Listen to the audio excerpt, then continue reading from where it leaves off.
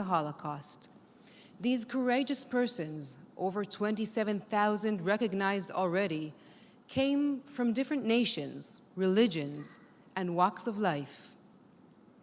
At the same time, countless numbers of Jews compounded their already tremendous risks during the Holocaust to save their fellow Jews under truly impossible circumstances.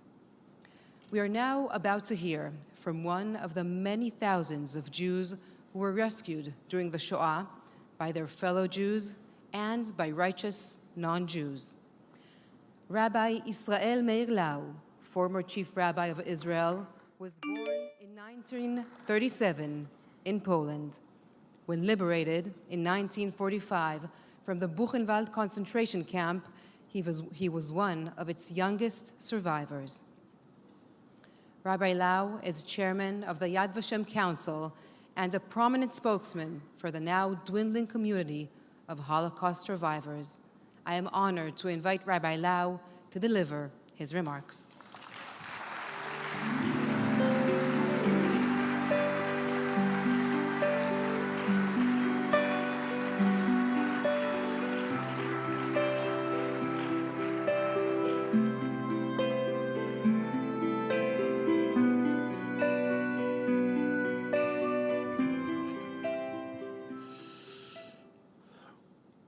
President Rivlin, Prime Minister Netanyahu, President of the World Holocaust Forum, Dr. Cantor, leaders of the world, you are here in gathered, leaders of the world, everyone in his country.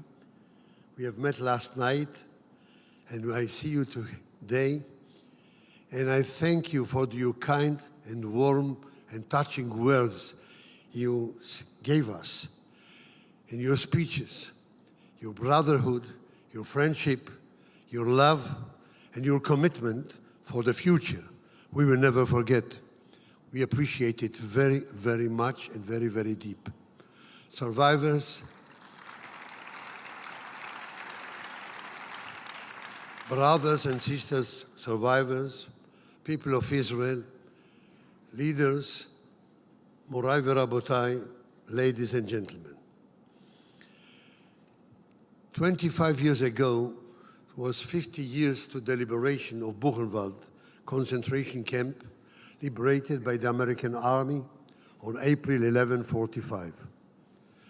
I was invited to give a speech for the survivors who survived the camp and survived 50 years later. I came with my brother, late brother Naftali, my hero who saved my life. We came from Israel to Germany. Weimar is the city. Buchenwald is a suburb of Weimar. And I started my words with this comment. This is my second visit to Buchenwald. The third one was 50.5 years earlier. And what is the change? When I came here for the first time, I was a child of 7.5 years. No father anymore, no mother anymore, but a brother. I came here, I had no name. I was just a number. Häftling Nummer 117030. Prisoner 117030. Prisoner. 7.5 years. What a crime did I do till then to be a prisoner? No name. No identity almost. 50 years later, I come from my old, new homeland, the state of Israel. I have a name. My name is Israel Meir Lau. I am not a prisoner anymore. I am the chief rabbi of Israel today. What a change. With such a change from the first visit to the second one, you would say, okay, let's forget it. Let's open a new page, a new chapter. Let's forgive, let's forget. So I came especially to tell you, I cannot forgive because I'm not authorized to forgive. My parents, before they went away, before they were taken away, they didn't ask me to forgive. They asked me to continue the chain, that the Jewish chain will be unbroken, unbroken forever. That's what they said. I do remember my mother, I was already 7.5 almost. Gedenk, remember that you are a Jew. Wherever you go, remember you are a part of a rabbinic chain. Your father, I don't know what happened to him. 2 years that I didn't hear from him.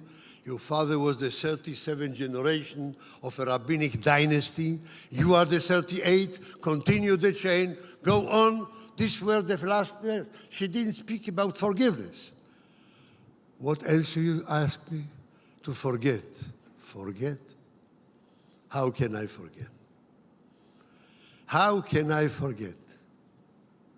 The beatings, the freezings, the starvation. I do remember always also the stars in the very dark tunnel we went through 5.5 years. The righteous among the nations. For some of them, I owe my life. I do remember. But I do remember the sufferings.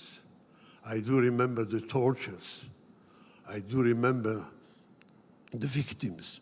And I can never forget. This is the reason I came from Israel to tell you. Now I want to tell you, dear friends here in Yad Vashem, we appreciate very much your arrival. We appreciate very much your promise to fight anti-Semitism and racism.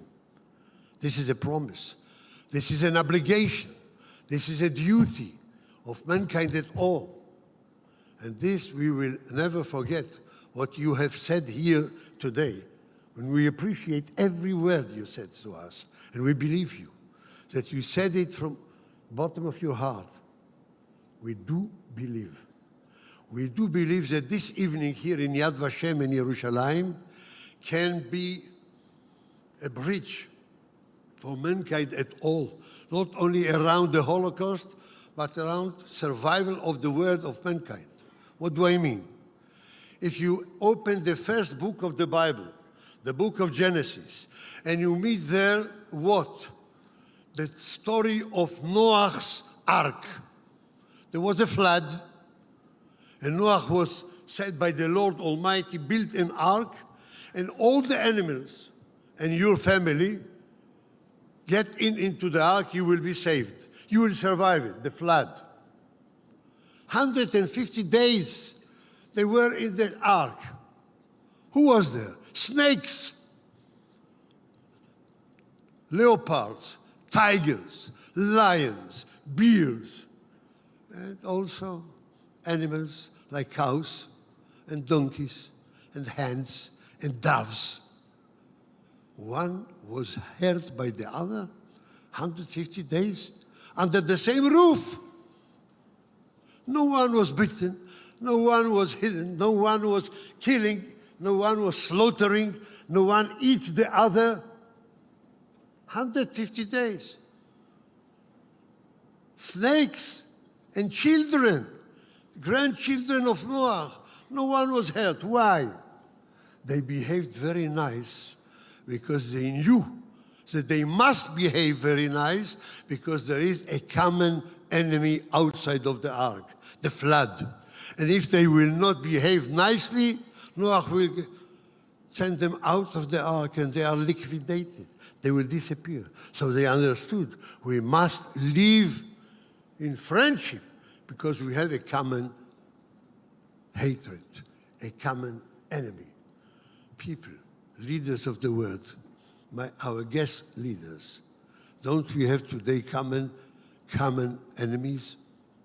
Don't we have a reason to understand what the snake understood in the Ark of Noah. Can't we understand that there are common enemies? All kinds of diseases, the cancer, the AIDS, whatever, heart, brain, starvation, ignorance, crime, nuclear weapon, common enemies. So let's behave like friends. Let's understand at least what the enemies understood. 150 days. They didn't have. Let's understand, and this can come here.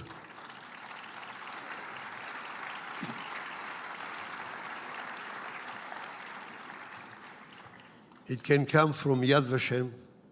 It can come from Yerushalayim, as the prophet Isaiah and the prophet Micah said the same words, Ki mitzion teitzeh Torah, udvar Hashem mirushalayim. The voice of the Lord Almighty comes and be spread all over the world. It came from Jerusalem, a city of 4,000 years history. We can never forget. We have to forgive to brothers, and we have to behave like friends and brothers.